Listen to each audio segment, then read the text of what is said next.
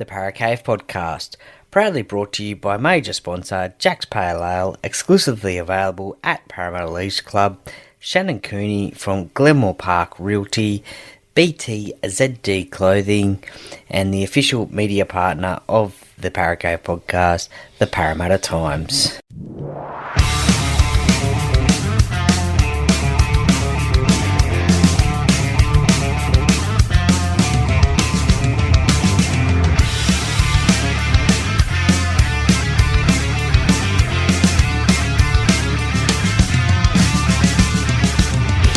Welcome to another episode of the Paracave Podcast. And now over to your host, Troy Warner, broadcasting live from the world-famous Paracave.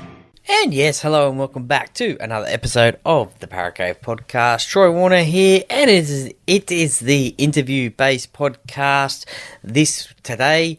And it is with a gentleman who lives in the United States of America, who happens to be a Parramatta Eels fan, and his name is Mr. Robert Driver. Now, this is an interesting conversation with him that I recorded the other day via social media, and look, it's a little bit of an insight into a American's support of the Parramatta Eels and the game of rugby league. So with obviously the rugby league playing in Las Vegas last in March of this year and for another 4 years, I think it is, it's always good to see how rugby league is perceived over in America. And look, you may find this surprising, but Robert actually enjoys rugby league more than the American sports over there, so the NFL, basketball, baseball, etc. So a really interesting little chat there as well with Robert. So some few great little stories there. He has been to Australia a couple of times, did catch up with a Parramatta Eels legend, which is in the chat, and had a little bit of a chat conversation there. And look, I hope you really enjoy it. It's something that I've had Ron Greep on the show before. He is also an American Parramatta Eels fan, and look, there's a couple of others that I have been told about that live in America and would like to have a chat with me about their support of rugby league and the Parramatta Eels. So hoping to do those as well in the coming weeks, months, definitely soon, that is for sure. But I just love hearing Americans talk about rugby league and sort of the footprint that they're trying to get into the USA. And look, it's a big market, and rugby league is only they only have a small footprint over there. But I think with this game in Las Vegas each and every year at the start of the year, I think that's only going to slowly grow and grow and grow and grow. So look, this is an interesting story. So I hope you really enjoy it. I certainly did. And look, maybe one day we may actually catch up again and have another chat about the Parramatta Eels and rugby league. So this wouldn't be at all possible without the support of the sponsors of the podcast. Jack's Pale Ale, exclusively available at Parramatta Eels Club, Shannon Cooney from Glenmore Park Realty, BTZD Teamwear, the Parramatta Times, the official media partner of the Paracave Podcast, and also League Tees as well. So check all those sponsors out if you are interested in any of their products, and let them know that you heard it here on the Paracave Podcast. Also, just quickly before we go into the interview as well, running until Monday, the 3rd of June, 3rd of June, the State of Origin contest that you could win 2 tickets to Game 1 in Sydney. So head over to the Paracave Podcast Instagram page for details on that one. There is a post up there as well. I'll be putting that up over the weekend as well, just to keep people interested in that, where you could win 2 tickets to the State of Origin game number 1, New South Wales and Queensland, at Accor Stadium. So get involved in that one. But look, that's enough of me talking. Let's get into the interview with Robert, and I hope you really enjoy this one. And as Hindy says, get a beer, coffee, whatever you want. Sit back, relax, and enjoy, and let's get straight into it. And today on the podcast, I've got a guest who is joining me all the way from the United States of America, a rugby league fan and a good thing that is a Parramatta fan, but also a rugby league fan, a fan of a few other teams as well. Welcome to the Parra Cave podcast, Mr. Robert Driver. Hello, how are you? Not too bad at all. Thank you very much for joining me. Now, let's just start off. Tell the listeners and myself a little bit about yourself and where you're from and how did you fall into the love of rugby league?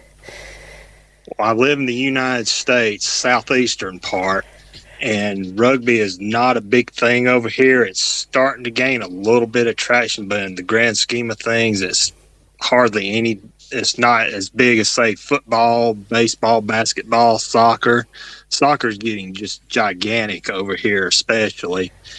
And I've only been watching rugby a few years. To be honest, how I first started getting into it is when I got my Xbox 2017. And I was on the store, and there's either Rugby Challenge 3 or Rugby League Live 3. Oh, okay, yeah. Rugby League Live 3 had Cameron Smith on the cover, who we could talk for hours about him. And a buddy of mine that lives over in Australia, he says nobody is more favoring the game than that prick was. But and then I bought Rugby League Live 3, still love it to this day. Haven't played it in a while. Yeah. But I still love it, and that's how I got in. And I thought I was going to be a Rooster supporter at first, but come to find out, you don't really pick your team. The team picks you. And I just happened to turn into a Parramatta fan. Okay, so what you said that the team you don't pick the team picks you. Is that right?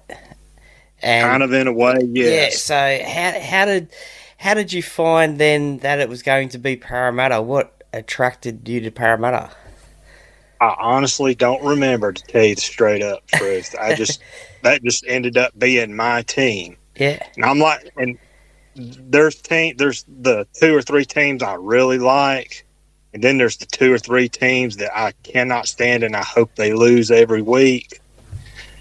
And so, and the crazy thing is, I've had people actually ask me if I'm insane or not, but if, assuming for the sake of argument there was no Parramatta, my favorite team would be the Bulldogs. Okay. Well, they're certainly travelling a lot better at the moment than the Parramatta Eels are at the moment. So you might have a team to support in the finals, maybe in the Bulldogs if they get there. How do you go about? How is the coverage over there in the US of rugby league? How do you go about watching games?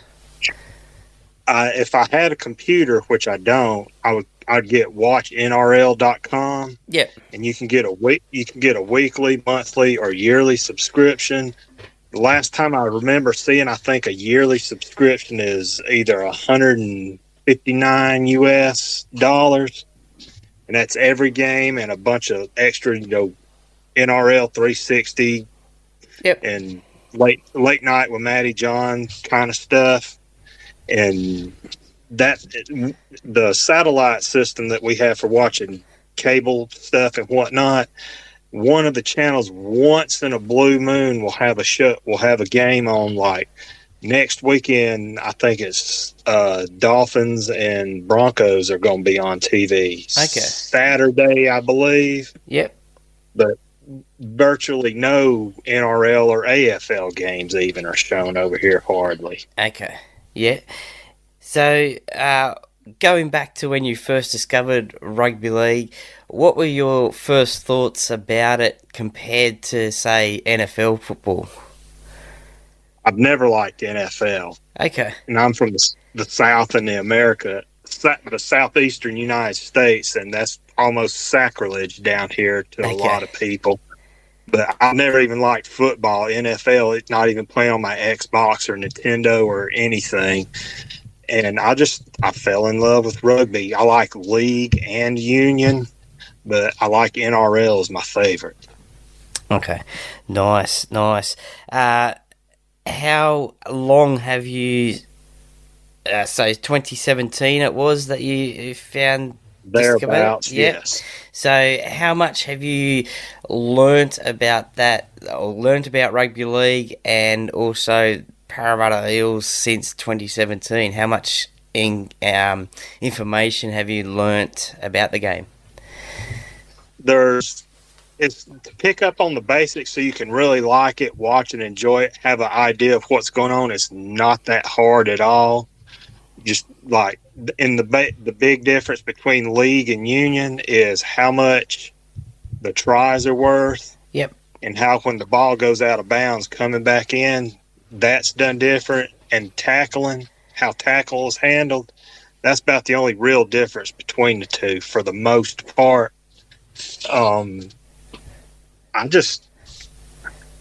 I still learn every day, but I know about like knock-ons, and to be honest, as an American, there's stuff I see in the game. I'm like, why is that a penalty? Why are they getting the referee to the sin bin or kicked out of the game? Although I don't know if I've ever seen a game and somebody actually got kicked out for the rest of the game. But just there's a few things that I'm like, why is that a penalty? Why can you not this or that? I'm like, that shouldn't be a penalty or whatever. Why is that not a penalty or anything like that? Yeah. Yeah. Who have been some of your favourite players that you've seen from the Eels over your time of supporting rugby league?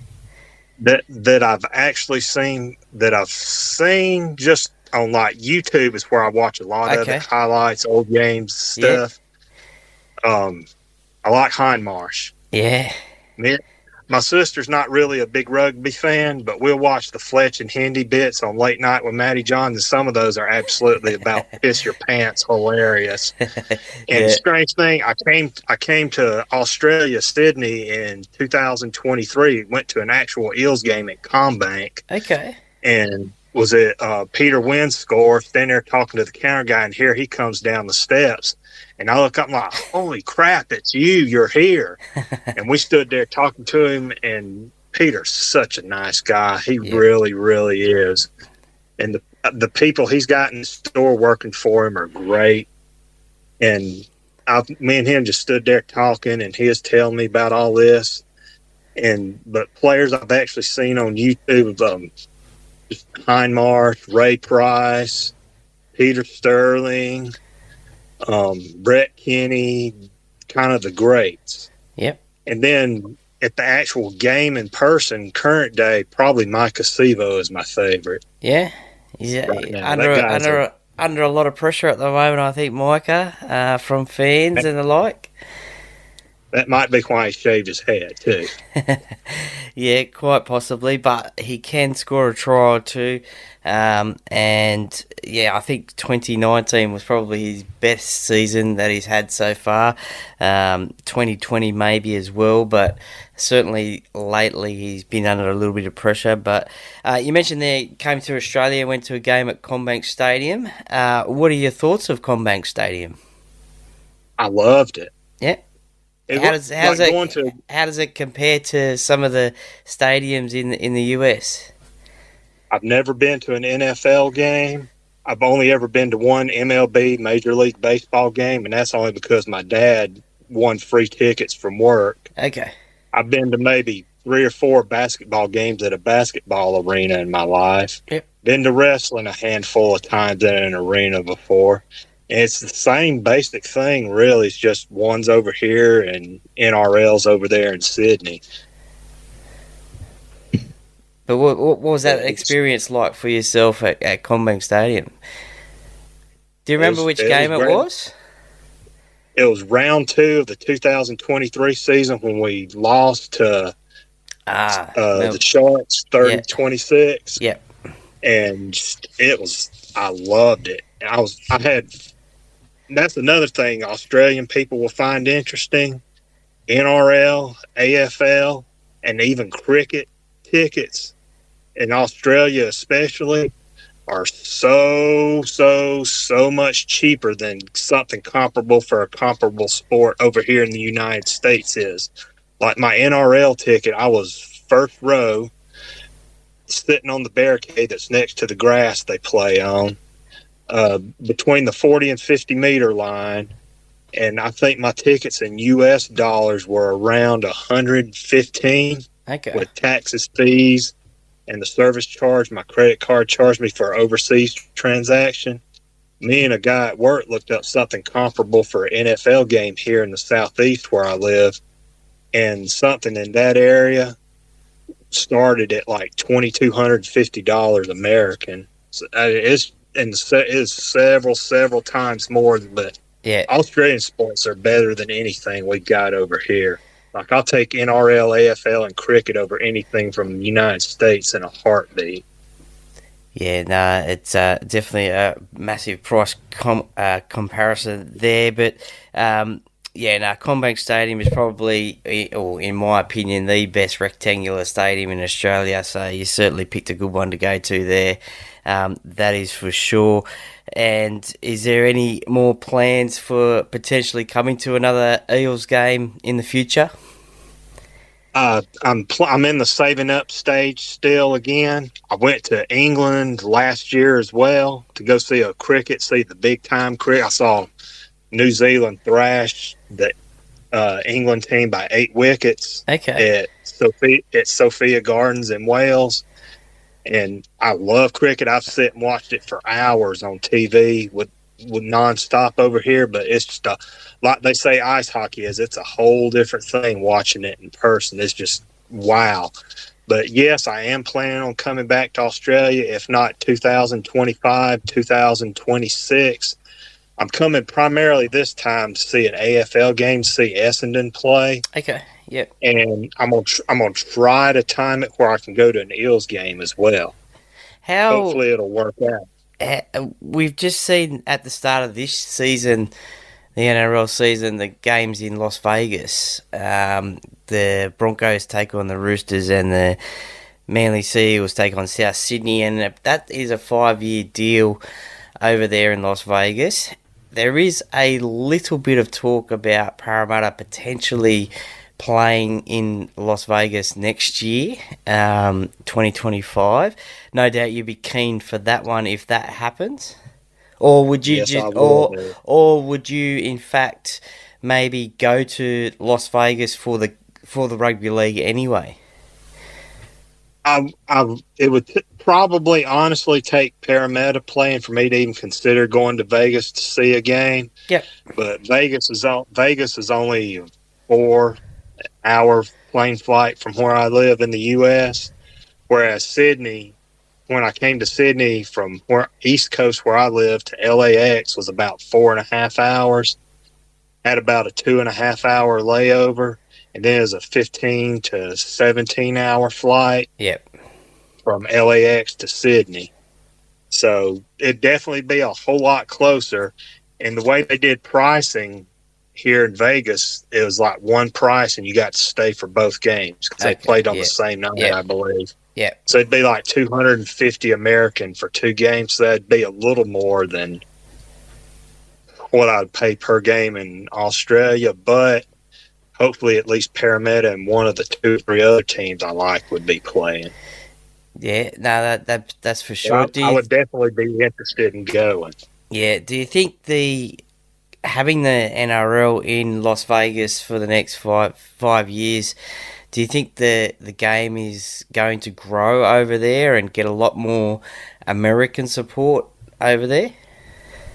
Honestly, I would lean towards no, but you never know. It could surprise me. And next year, because they said they sold a lot of tickets and said about 15,000 of the 40,000 or so tickets were Australians themselves flying over. So you never know. It could explode and be, just explode next year and in the years to come. But in the grand scheme of things, do I think it'll get as big as the NFL or baseball or whatnot over here? Probably not. I wished it was. I wished it were huger over here, bigger over here than it is now. But, what can you do? It's the United States. So, Yeah, no, it's a big market to try and get into, that is for sure. But I think this year was a big success, and I think it might only just get a little bit bigger and bigger and bigger each year. Hoping to try and get over there if Parramatta do play over there, but for me, I think it's a bit of a long shot. We'll just have to wait and see what happens there, but I'd love to be there. Now, what about Parramatta Eels merchandise? Is there anything that you can or that you have Parramatta wise? I've got a book one of the players wrote, not Hindmarsh's book. That was one of my number one hunting for things when I come to Australia, but it's out of print, so you got to basically find it on the secondary market, and it's probably insane to buy. None of the bookstores I went in even had it. I got a toboggan that Peter Wynn himself gave to me. Okay. And when I was in his store talking to him and stuff and telling him where I was from and loved it and blah, blah, blah, he just walked over to the shelf, got a water bottle, signed it to me, and just here and give it to me. And didn't I said, "What I owe you?" He said, "You don't owe me anything." Nice. That's how good he is. He's just such an amazing person. He really is. I love him to death. And probably one of the few things I've got that not a lot of Eels supporters even have is a tattoo about the size of a dinner plate, at least a round dinner plate in the middle of my back, around where the number would be on a sports jersey. Okay. Of the Parramatta Eels logo. Nice. Well, you have to send me a picture of that one, and I'll go post that one up for all the Eels fans. If my fat rolls don't make people puke in the process. I've always said I wanted to get a Parramatta Eels tattoo.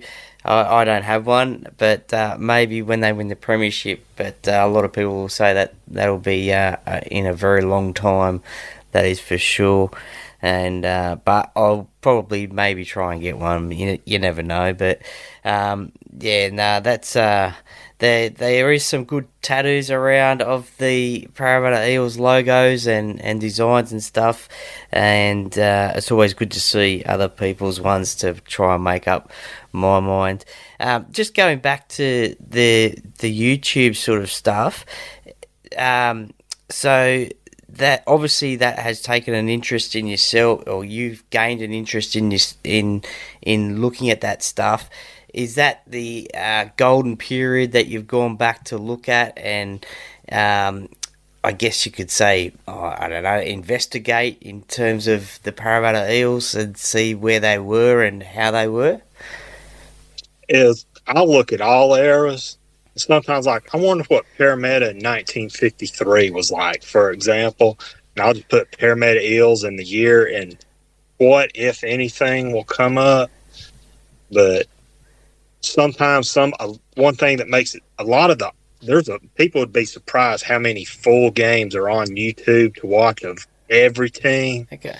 But the problem with a lot of the older games, you go back in time, there's no clock on the screen, like as far as the score, which tackle it is, the time, the score, basically a little mini scoreboard in the corner. There's none of that, so that makes it really hard to follow and get into, that you can't see that. But I know the 1986 Premiership game is on there in full, and older stuff, there'll be like, greatest hits of Brett Kenny or Peter Sterling or Peter Wynn, and stuff like that. And there's all kinds of stuff about Hindmarsh, Hindi on there. Yeah, nice. I love him. That's an interesting thing. Peter Wynn told me, I was talking to him in his store. He showed me a picture of him with Maddie Fletch, Hendy, and Gordon Tallis, the Raging Bull. Yep.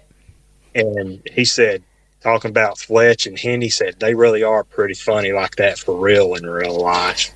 Yeah, no, they're certainly great blokes, and I've met Hindy a couple of times here and there. Had him on the podcast a few years ago now, so that was a great thrill for myself. I think it was episode number 50, I think it was. So that's in the back catalogue. To if you want to know more about Hindy, go back and have a listen to that one.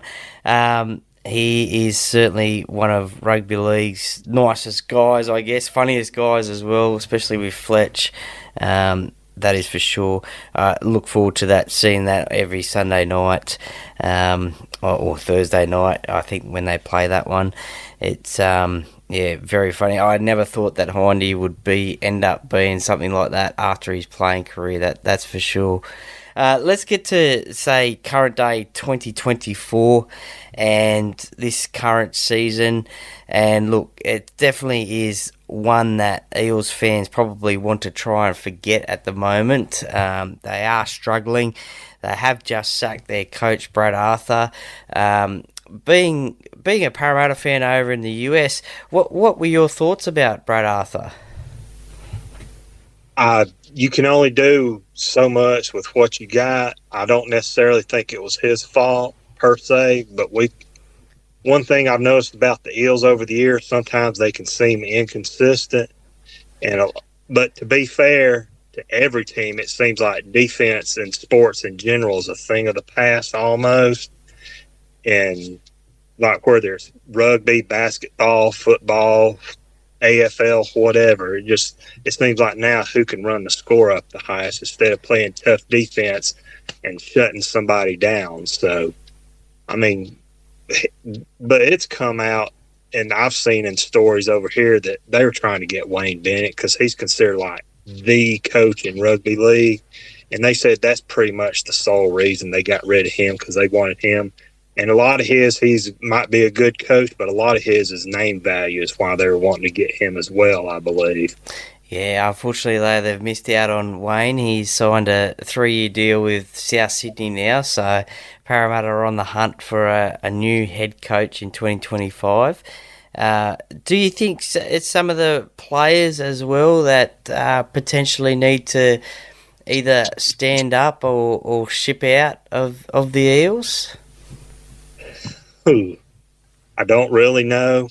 Can't say intelligently an honest opinion for sure about that, to be fair to everybody, but everybody can always do better. You can be the Babe Ruth of rugby, you can still always do better. Yeah. Or you can be but it's just, it can always be better. But it can always be worse as well. Yeah, no, true. Is there say for American fans of rugby league, and I guess the Parramatta Eels as well, is there any connection groups that you are involved in and chat amongst yourselves about Parramatta fans and games and the like? No, I'm on Facebook. I'm on the Parramatta Eels page, and there's a couple of Parramatta Eels, but it's just general. Go to the page, hit like. It's not a group you join or anything. And that's about as far into it as I get. But I'm telling you, I love the sport. I love Parramatta.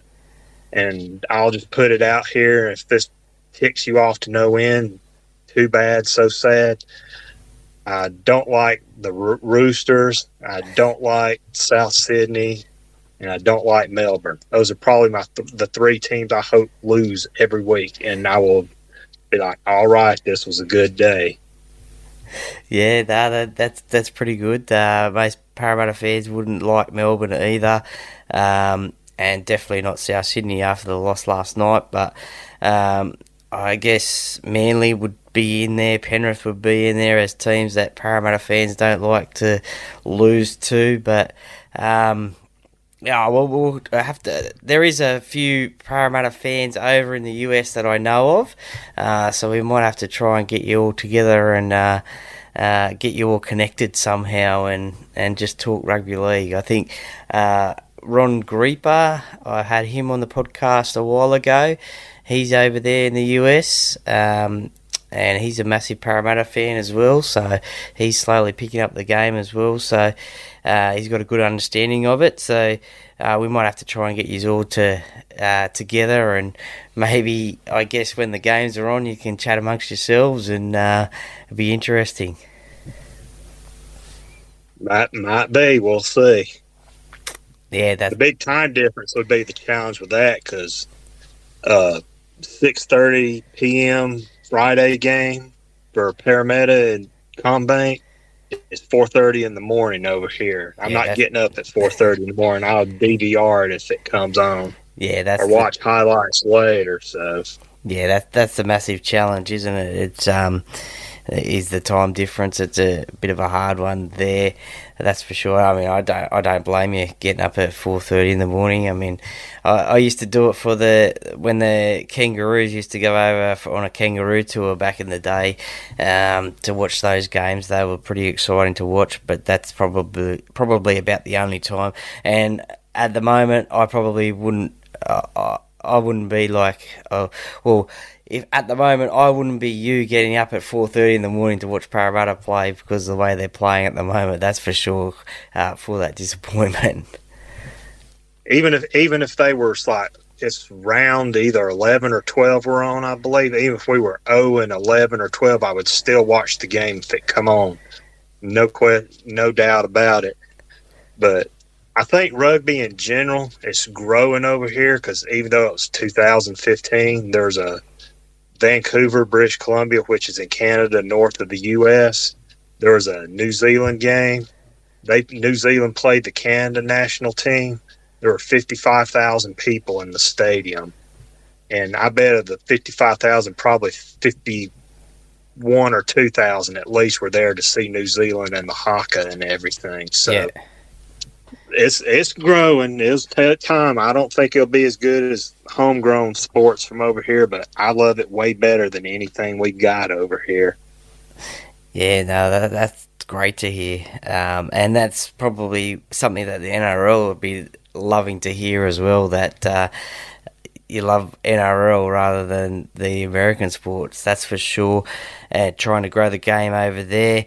Where do you think Parramatta will finish in 2024? We're sort of nearly, I guess you could say, halfway into the season, and they're positioned in 14th spot on the ladder at the moment.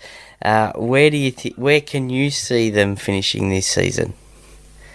I don't think they're going to make the postseason. In all likelihood, it would just take an unreal miracle, which could happen. And there's been teams that went on just unreal winning streaks, I'm sure, in every sport. So it possibly could happen. But if I were going to bet money, I would bet money that they don't even make the postseason this year. But who knows? Look at the Dolphins last year. They started out like 5-0, 5-1 or thereabouts, and they didn't even make the postseason either. So stranger things have happened. But this year, I don't see them doing a whole lot the rest of the season. So we'll see. There's always next year, as they always say. Parramatta fans have been saying that for 38 years now, so it's a pretty common theme over here. There's always next year. Yeah, that's every sport, though. I mean, look at Melbourne when they won the AFL Grand Final last year. No, it wasn't last year, because last year is when Geelong slaughtered Sydney Swans and people were cutting the game off at halftime. It was that big of a blowout. And then I think the year before, 2020 or 21 is when Richmond won it. And I think it was 2022 when Melbourne won it, the first time in 55 or 60 years they'd won the AFL Grand Final. So, I mean, we're not as bad off as they are, at least. Well, I certainly hope it doesn't get to 55 years, that's for sure. Probably won't, but you never know. Well, this is it, that's for sure. Well, Robert Driver, thank you very much for joining me today on the podcast. I really enjoy listening to Americans' view on Parramatta and rugby league in general as well. It's always good to chat to other people on the other side of the world, and I appreciate your time joining me today. And look, we'll stay in contact during the year, that is for sure, about the games, and who knows, we might even have another chat later on in the year. So thank you very much for joining me today on the podcast. Thank you for having me, and we probably will stay in touch, complain about what the hell went wrong this game, or wow, we won up and spanked them this game. Who knows? That's for sure. And then, look, if there's ever anything that you need to know about rugby league, just let me know. I'll try and answer it as best as I can. And if you do make it to an Eels game, let me know as well, and we'll catch up and we'll say good day face to face. We'll try that. I'm going to try to schedule it next time I go, where I go to AFL and NRL in the same trip, because their seasons will be in at the same time. Yep. So it's not out of the realm of possibility. That's it. Well, thank you very much for joining me on the podcast today. I really appreciate it. And go Para. Thank you. And yes, welcome back to the Para Cave podcast, and thank you very much for listening to Robert Driver and his rugby league supporting story. Only been supporting the Parramatta Eels and rugby league for a short time, but no doubt we'll be looking into more supporting of the Eels and a visit to Combank Stadium for a Parramatta Eels game in the future, where we may catch up and say g'day. That is for sure. Would love to meet Robert all the way from the USA. So a great, interesting story. Bit of a different story to what I'm used to hearing, but nevertheless, it is a rugby league supporting story from the USA. And as I said in the intro, I do have some other rugby league fans in the USA that are wanting to get in contact with me and do a podcast episode. So hopefully we can get that done in the next couple of weeks, months, but definitely get that done, because I'd love to hear their story as well. Thank you very much for listening to this episode. And as I said, on the Instagram page, there is that State of Origin contest for Game 1 tickets. So check that one out on the Instagram page. All the rules are there, and you could win yourself 2 tickets to Game 1 of State of Origin, New South Wales versus Queensland at Accor Stadium on June 5. So the competition runs until the 3rd of June, which is Monday, 6 p.m, and the winner will be announced at 8:30 on Monday. So get your entry in, and you never know, you could be at State of Origin game number 1. It is the best football that you can watch. The intensity is unreal. I've been to about 5, maybe 6 Origins now that I have seen live, and it is great. I think the last Origin game that I was at live was the James Tedesco try in 20, I'm going to say 19. Please, if I am wrong, somebody please correct me. But yeah, that was an unbelievable night and an unbelievable game. So get in that competition for your chance to win 2 tickets to State of Origin game number 1. Also, tell your family and friends about the podcast, and please give me a follow on Instagram, Facebook, and Apple and Spotify, and please leave a 5-star rating and review. I will review those ones. I love reading through the comments. Look, sometimes both negative and positive, but I love reading those ones, and appreciate you guys listening to the podcast. Look, plenty coming up on the podcast. More interviews, tipping podcasts, game day podcast, review podcast. Hope you are enjoying all the content. If there is anything else that you would like to see, please let me know, and I will try and get those done as well. So thank you very much for listening to this episode. Also out today as well is the game day preview podcast of the Eels versus Sharks game. So have a listen to that one as well. Thank you very much. And as I always say, the Parramatta podcast, by the fan, for the fans. Go Para!